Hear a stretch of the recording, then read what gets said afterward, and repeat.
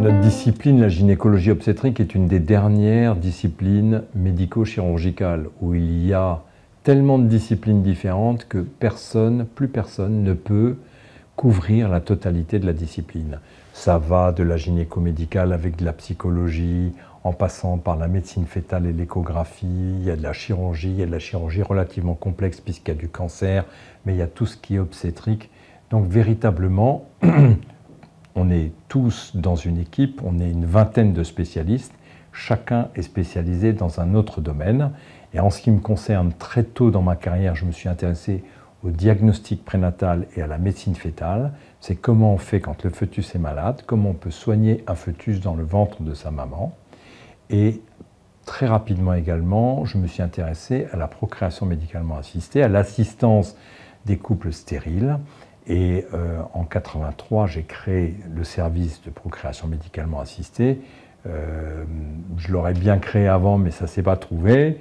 Et depuis cette date-là, il y a à Strasbourg un centre de procréation médicalement assistée qui fait naître plus de 300 enfants par an. Donc c'est une énorme structure avec des résultats au top de ce qui se fait en France, avec toutes les techniques, le diagnostic préimplantatoire. Il n'y a que 3 endroits en France où il est fait.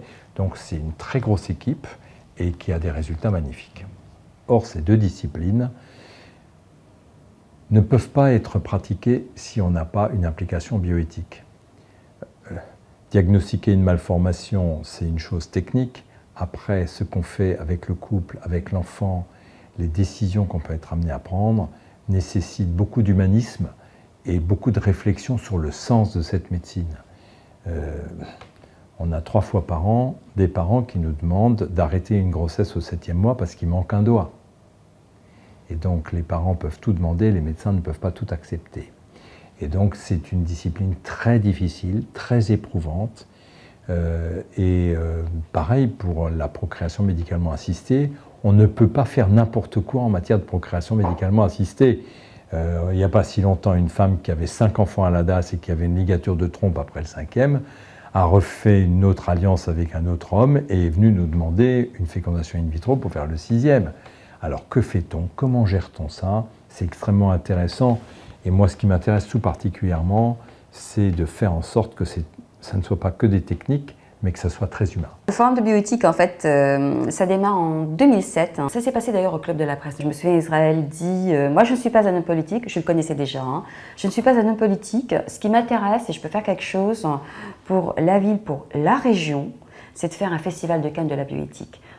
Le grand public, en général, a accès aujourd'hui à l'information médicale, a accès aussi aux questionnements éthiques, pour autant sans savoir qui décide pour lui quand il s'agit de sujets cruciaux tels que, par exemple, l'euthanasie, la procréation médicalement assistée, etc. Voilà, donc il y a tout un contexte comme ça qui fait que cette idée lâchée un jour, en 2007, par Israël Nizan au Club de la Presse, va donner naissance au forum de bioéthique. Je trouve d'abord que ce forum fait et réussit ce qui n'a jamais été fait ou réussi ailleurs, à savoir intéresser la population de tous âges, depuis les adolescents jusqu'aux personnes plus âgées, à ces sujets qui sont des sujets souvent à tort considérés comme réservés à des spécialistes, des médecins, des juristes, des philosophes. Or, ce sont des sujets qui doivent intéresser tout le monde.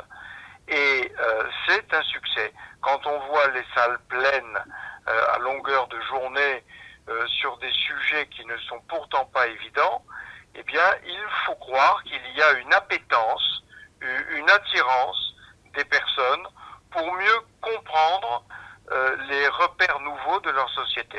Moi, je le perçois comme quelqu'un de toujours affamé de savoir, de découverte, d'apprendre.